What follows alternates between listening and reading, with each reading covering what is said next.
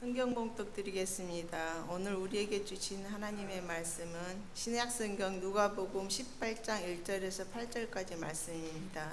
신약성경 125쪽에 있습니다. 누가복음 18장 1절에서 8절까지 말씀입니다. 예수께서 그들에게 항상 기도하고 낙심하지 말아야 할 것을 비유로 말씀하여 이르시되 어떤 도시에 하나님을 두려워하지 않고 사람을 무시하는 한 재판장이 있는데 그 도시에 한 과부가 있어 자주 그에게 가서 내 원수에 대한 나의 원한을 풀어주소서 하되 그가 얼마 동안 듣지 아니하다가 후에 속으로 생각하되 내가 하나님을 두려워하지 않고 사람을 무시하나 이 과부가 나를 번거롭게 하니 내가 그 원한을 풀어주리라.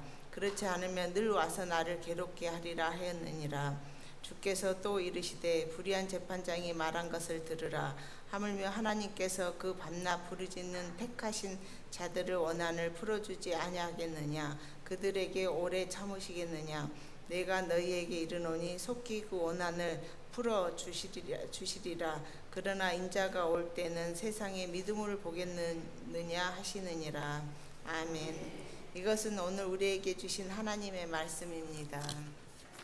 오늘은 우리가 지난 주일에 이어서 기도에 대한 말씀을 좀 나눠보려고 합니다. 지난주에 항상 기도하라 기억하십니까? 항상 기도하라 말씀하셨죠.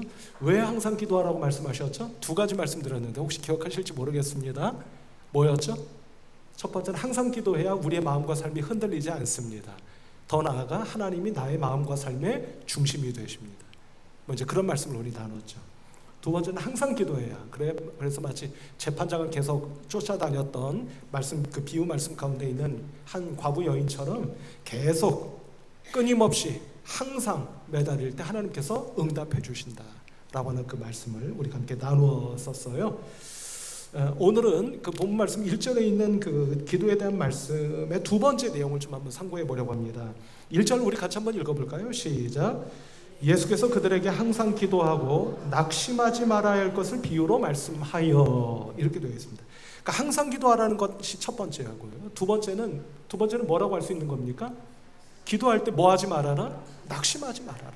이렇게 말씀하고 있는 걸 보게 됩니다. 우리 성도 여러분, 낙심할 때가 있으시죠? 기도하면서 낙심할 때 있으시죠? 저도 그렇습니다. 왜 낙심하시죠?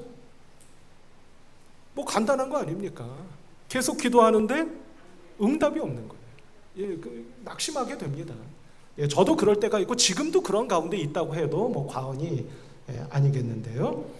어쨌든 낙심하지 말라고 말씀하시는데 이게 무슨 뜻일까라고 하는 것을 우리가 좀 상고해 보려고 합니다.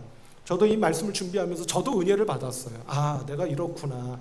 이렇게 기도해야겠구나 하는 그런 생각을 해보게 됐는데 오늘 크게 한 세 가지 정도를 말씀을 좀 나눠보려고 합니다. 먼저 첫 번째는 주님께서 기도할 때 낙심하지 말아라, 낙심하지 말아야 한다 이렇게 말씀하시는 것은 먼저 우리가 생각해 볼 수 있는 건 뭐냐면 우리 신앙인들은, 우리 그리스도인들은 하나님의 약속을 믿고 기도하는 사람이기 때문이다 라고 하는 겁니다.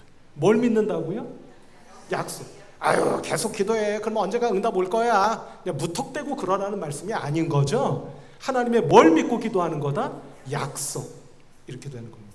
성도 여러분, 하나님께서는 우리에게 늘 말씀하시죠. 성경을 통해서 우리에게 말씀하십니다. 그런데 가만히 생각해 보면 그 말씀의 본질은 뭐냐면 약속이에요.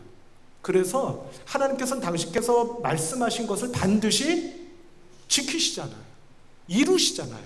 왜? 그 말씀은 뭐기 때문에? 약속이기 때문에. 그렇습니다. 그래서 우리는 그런 하나님을 가리켜 어떤 하나님이라고 불러요? 말씀하신 걸 반드시 이루세요. 지키세요. 그런 하나님을 가리켜 어떤 하나님? 신실하신 하나님. 그죠? 여러분들이 약속했는데 안 지키셔. 하겠다고 하고 안 하셔. 그럼 그 사람을 신실하다고 합니까? 에이, 저 사람 틀렸어. 우리 이러잖아요. 근데 하나님께서는 반드시 말씀하신 그 약속을 지키시고 이루신다. 신실하신 하나님이시다. 그래서 우리는 그 약속을 믿고 기도하는 것이다. 예를 들면 아주 대표적으로 예를 들면 하나님께서 아브라함에게 약속하셨죠. 뭘 약속하셨습니까? 자식을 주겠다고 약속하셨어요. 아들을 주겠다고 약속하셨다고요.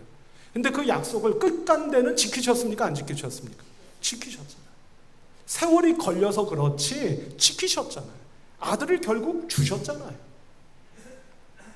출애굽기를 봐도 마찬가지죠. 하나님께서 애굽 땅에서 종살이하던 이스라엘 백성들에게 약속하셨습니다. 말씀하셨어요. 뭐라고요? 내가 너희들을 약속의 땅 가나안 땅으로 데리고 가겠다. 근데 결국 그 천신만고 끝에, 온갖 갓난고초 끝에 그 약속을 지키셨습니까? 안 지키셨습니까? 이루셨잖아요. 지키셨습니다. 대표적인 특별히 예를 하나 들면, 여러분 민수기 13장 말씀을 보면은요, 잘 아시는 말씀이겠습니다만, 이스라엘 백성들이 가나안 땅에 정탐꾼을 보냅니다. 몇 명 정도 보냈죠? 몇 명 정도가 아니라 몇 명 보냈습니까? 각 지파별로 한 사람씩. 그럼 몇 사람이겠어요? 12사람. 12사람을 정탐꾼으로 보냈습니다. 그 정탐꾼들이 40일 동안 가나안 땅을 샅샅이 정탐했어요. 그리고 돌아왔습니다. 돌아왔는데 어떤 보고가 있었는지 여러분들 아시죠? 10사람, 대다수입니다. 12명 가운데 10사람이면 대다수 아닙니까? 압도적으로 많은 숫자죠. 그 사람들이 뭐라고 대답했죠? 뭐라고 보고했습니까? 우리가 도무지 그 가나안 땅에 들어갈 수가 없겠습니다. 왜냐하면 그곳에 있는 사람들은요, 장대한 사람들이고 우리가 싸워봐야 이길 승산이 없습니다. 라고 보고를 했습니다. 그런데 유이하게 두 사람, 누가 정반대의 보고를 했죠?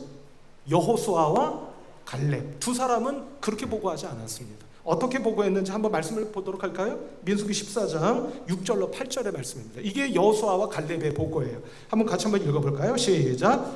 그 땅을 정탐한 자 중 눈의 아들 여호수아와 여분네의 아들 갈렙이 자기들의 옷을 찢고 이스라엘 자손의 온 회중에게 말하여 이르되, 우리가 두루 다니며 정탐한 땅은 심히 아름다운 땅이라. 여호와께서 우리를 기뻐하시면 우리를 그 땅으로 인도하여 들이시고 그 땅을 우리에게 주시리라. 이는 과연 젖과 꿀이 흐르는 땅이니라. 이렇게 말하는 겁니다. 그러니까 이 말씀인 즉슨 들어갈 수 있다는 겁니까? 없다는 겁니까? 들어갈 수 있다는 이야기예요. 근데 조건이 딱 하나 이렇게 달려있는 건 볼 수가 있죠. 하나님이 우리를 기뻐하시면 이렇게 되어 있습니다. 저는 이것을 히브리서 12장하고 연결시키고 싶은데, 사실 하나님이 우리를 기뻐하시는 건 언제 기뻐하시느냐면 우리가 믿음이 있을 때예요. 믿음이 있을 때입니다. 그것 외에는 어떤 것도 우리가 하나님을 기쁘시게 할 수가 있는 게 아니에요. 사실은 어쨌든 믿음을 이야기하는 것이며 틀림없기는 합니다만, 어쨌든 여호수아와 갈렙은 이처럼 우리가 하나님이 우리를 기뻐하시기만 한다면 우리는 들어갈 수 있겠습니다. 그 땅은 너무나 아름다운 땅입니다. 이렇게 보고를 했단 말이에요. 자, 성도 여러분, 어떤 차이일까 하는 겁니다. 그들이 정탐한 땅이 다른 땅입니까? 10명과 2명이 다른 땅을 본 거예요? 같은 땅을 봤어요. 다른 사람들을 목격한 겁니까? 아니잖아요. 같은 사람들을 목격한 겁니다. 그런데 10사람은 못 들어간다고 이야기하고 2사람은 들어갈 수 있다고 이야기하는 거예요. 어떤 차이일까요? 지금 기도할 때 낙심하지 말고 기도합시다, 이 말씀 드리고 있잖아요. 근데 낙심하지 않을 수 있는 이유는 어떤 것이다? 우리는 뭘 믿고 기도하기 때문에? 하나님의 약속을 믿고. 그럼 이제 분별이 되죠. 10사람과 2사람의 차이점. 그 차이점은 뭐죠? 10사람은 뭘 못 믿은 겁니까? 하나님의 약속을 못 믿는 거예요. 그러나 여호수아와 갈렙은 믿은 겁니다. 뭐를? 하나님의 우리를 향하신 약속을 믿는 거예요. 그 약속을 믿는 사람은 아무리 눈으로 보기에 힘들어 보이고 어렵다 여겨지는 것이라 할지라도 그것을 해낼 수 있다고 믿는 겁니다. 이쯤 말씀을 상고하니까 궁금해지는 게 있어요. 그러면 이 당시는 이렇다 치십시다. 그러면 오늘날 우리에게는 하나님께서 뭘 약속하셨습니까? 이런 생각이 드는 거예요. 궁금해지는 겁니다. 하나님께서 그럼 나에게는, 또는 우리 성도님들에게는 뭘 약속하신 거지? 생각을 떠올려 봤습니다. 그때 떠오른 말씀이 있어요. 그 말씀이 바로 로마서 8장의 말씀입니다. 로마서 8장 37절로 39절의 말씀 우리 같이 한번 읽어보도록 할까요? 자, 뭘 약속하셨는지 한번 보십시다. 시작. 그러나 이 모든 일에 우리를 사랑하시는 이로 말미암아 우리가 넉넉히 이기느니라. 내가 확신하노니 사망이나 생명이나 천사들이나 권세자들이나 현재일이나 장래일이나 능력이나 높음이나 기쁨이나 다른 어떤 피조물이라도 우리를 주 예수 그리스도 안에 있는 하나님의 사랑에서 끊을 수 없으리라. 아멘. 이렇게 말씀합니다. 여러분, 이거는 하나님께서 예수 그리스도를 통해서 당신의 뭘 약속하셨다는 겁니까? 당신의 사랑입니다. 당신의 사랑이에요. 하나님께서 내가 너희들을 끝까지 사랑하겠다고 약속하신 겁니다.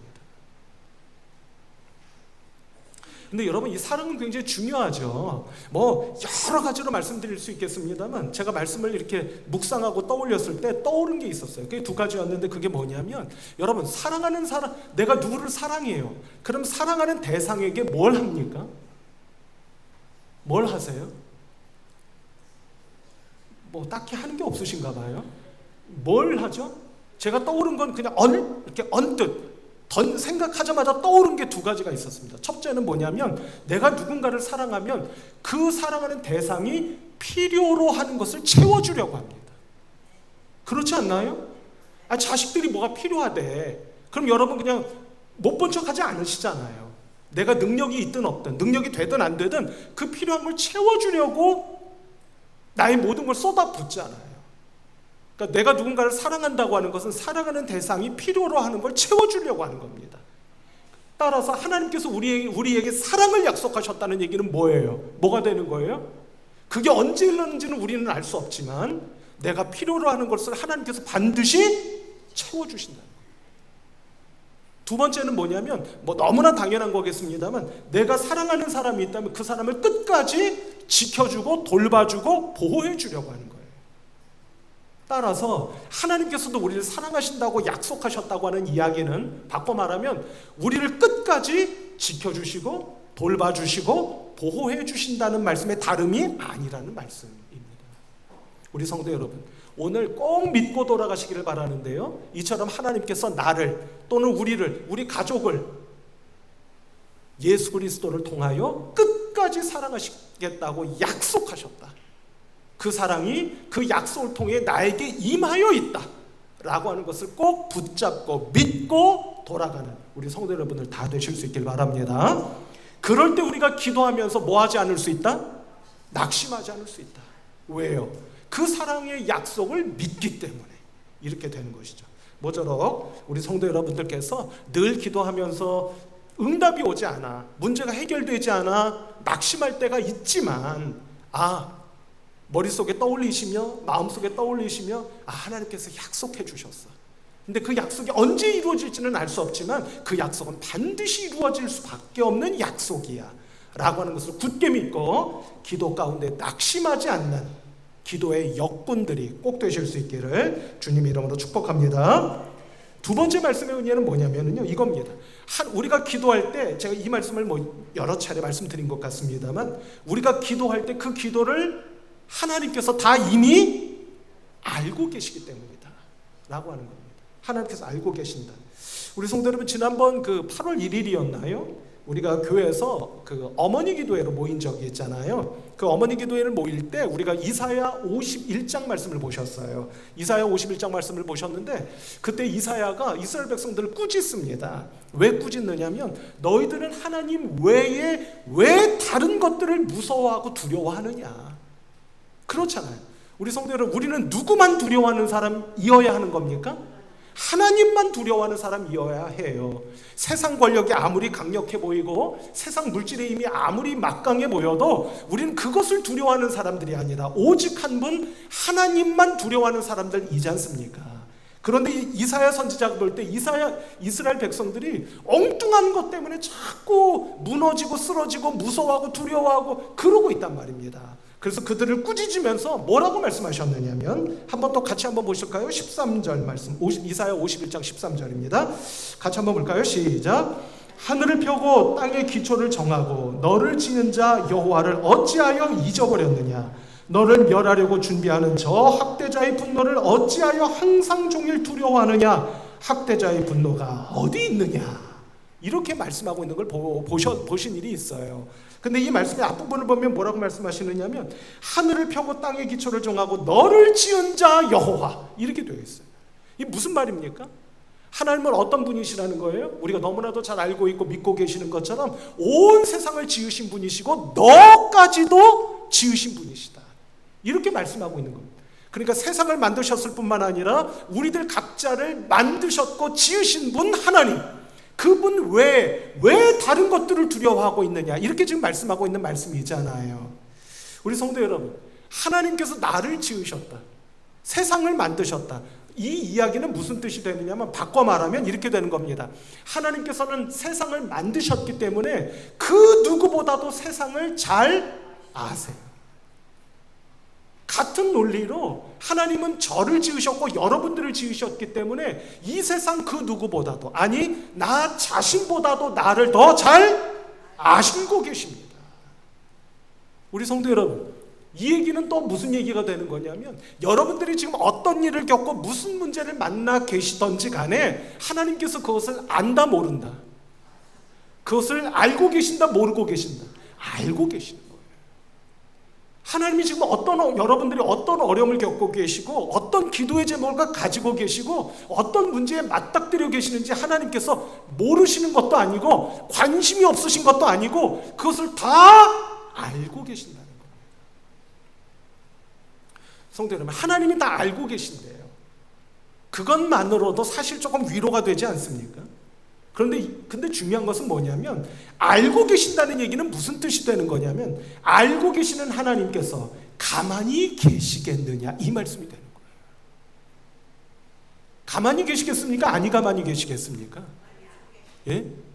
가만히 계시지를 않을 것이다 라고 하는 사실을 우리가 알게 되지 않습니까? 왜냐하면 앞서 말씀드린 것처럼 같은 예가 되겠습니다만, 여러분들 자녀가 어려움을 겪고 계세요. 그걸 내가 알아. 여러분들 가만히 계실 겁니까? 가만히 계실 거구나. 가만히 계시겠습니까? 가만히 계시지 않을 거예요. 내가 능력이 있든 없든, 그죠? 정말 능력이 안 돼서 어쩔 수가 없는 문제라면 할 수 없겠지만, 내가 어떻게 나의 모든 것을 쥐어짜서라도 내 자식들이 겪는 어려움을 해결해 주려고 도움의 손길을 뻗쳐주실 거잖아요. 그러지 않을 분은 없을 거라는 이야기이지 않습니까? 따라서 우리 성도 여러분, 하나님께서 다 알고 계십니다. 믿으시기를 바랍니다.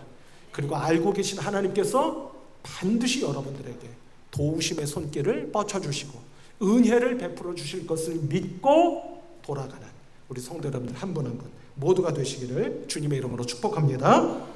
그래서 예수님께서 기도에 대해서 가르쳐 주시면서 또 이렇게 말씀하신 말씀이 있는 것을 우리가 보게 되는데요, 오늘 나누고 있는 이 말씀의 은혜와 아주 적절한 그런 말씀이 되겠습니다. 마태복음 6장 7절로 8절 말씀 같이 한번 읽어볼까요? 자, 이 마음과 은혜로 한번 같이 한번 읽어봅시다. 시작.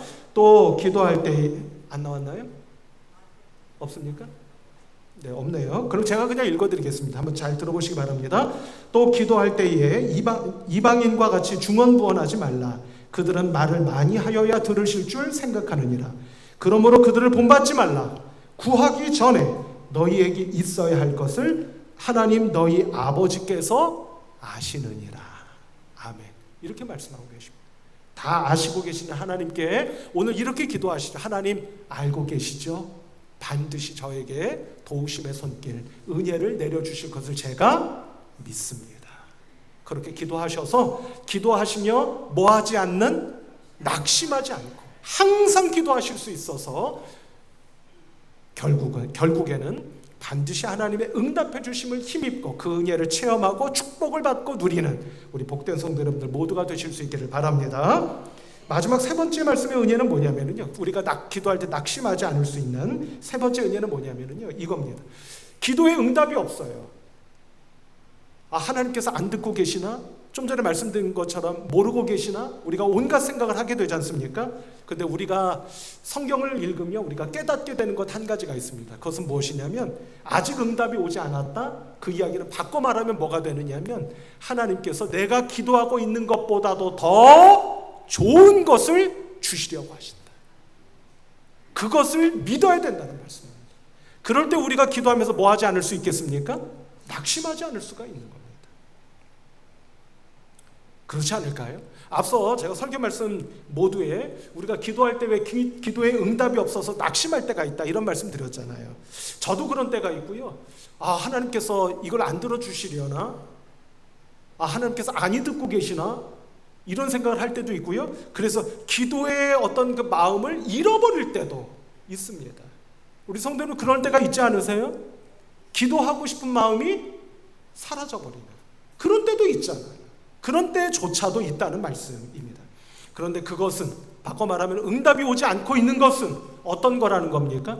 하나님께서 내 기도를 안 들어주시려고 하시는 것도 아니고, 내 기도에 응답해 주실 능력이 없으신 것도 아니시고, 도리어 내가 기도하는 것보다도 더 좋은 것을 주시려고 계획하고 계신다 라고 하는 것을 우리가 믿을 수 있어야 하겠다, 이런 말씀이 되는 것입니다. 제가 누구라고는 말씀드리지 않겠습니다만, 최근에 제가 어느 성도님과 함께 식사를 하면서 이런저런 이야기를 나눈 일이 있습니다.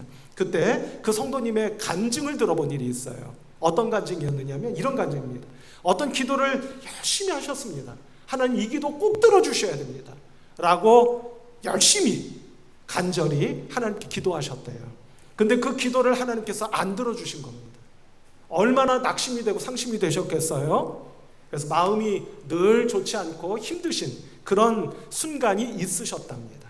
그런데 그것이 바로 하나님의 섭리였습니다 라고 말씀해 주시는 것을 들어본 일이 있어요. 그게 왜 하나님의 섭리였느냐? 지금 생각해 보면 그때 하나님께서 만일 그 기도를 들어주셨더라면 지금 상황에서 그 일을 당신께서 감당할 수가 없다.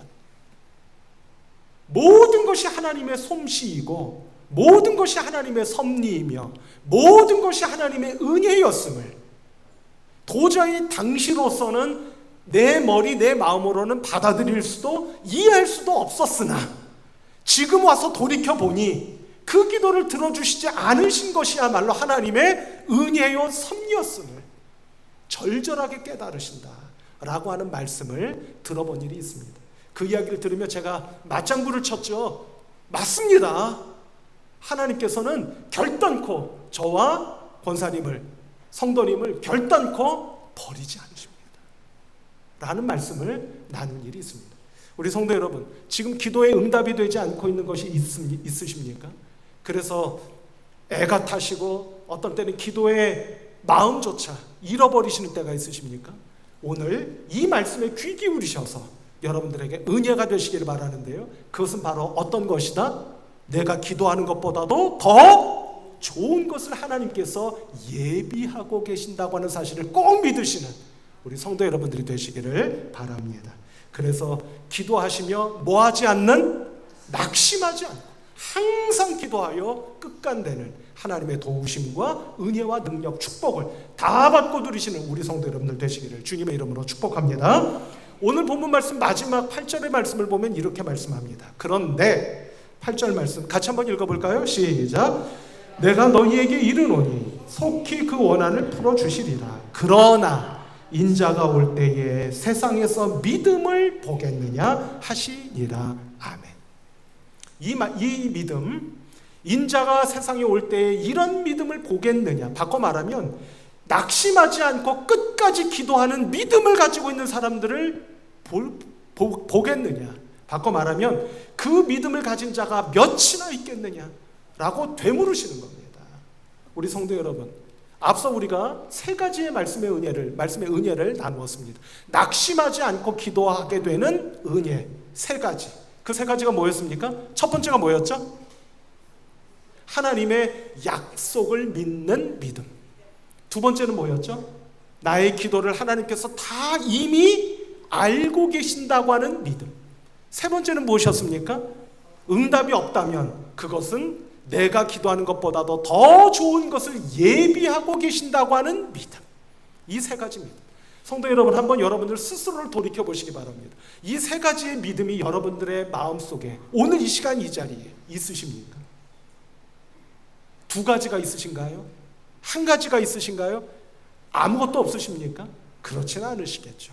바라고 원하기는 우리가 말씀을 근거하여 상고한 이 세 가지의 믿음의 은혜가 여러분들에게 충만하셔서 이 뜨거운 여름, 뜨거운 더위를 누르고도 이길 수 있는 더 뜨거운 기도가 여러분들에게 있으셔서 항상 기도하며 기도할 때 낙심하지 않고 기도하여 마치 본문 말씀 속에서 결국은 재판장으로부터 재판의 결과를 힘입게 되는 과부 여인처럼 여러분들에게도 하나님께서 하늘로부터 내려주시는 기도 응답의 크신 은혜와 축복 능력이 충만해지시는 복된 우리 성도 여러분들 모두가 되시기를 우리 주님 예수 그리스도의 이름으로 축복합니다. 기도하겠습니다. 하나님 아버지 감사하고 감사합니다. 무더운 여름철 저희들을 지켜주시고 오늘 8월 둘째 주일을 맞이하여 이런 믿음으로 항상 기도해야겠구나 하는 깨달음을 주시고 은혜 내려주심을 믿고 감사드립니다. 우리 성도님들 한 분 한 분을 긍휼히 여겨주시고 붙잡아 주셔서 믿음 충만하게 하시어 모두 다 기도 가운데 하나님의 놀라우신 섭리와 은혜, 축복과 능력을 다 힘입을 수 있는 복된 성도들 되도록 은혜 베풀어 주옵소서. 예수 그리스도의 이름으로 기도하옵나이다. 아멘.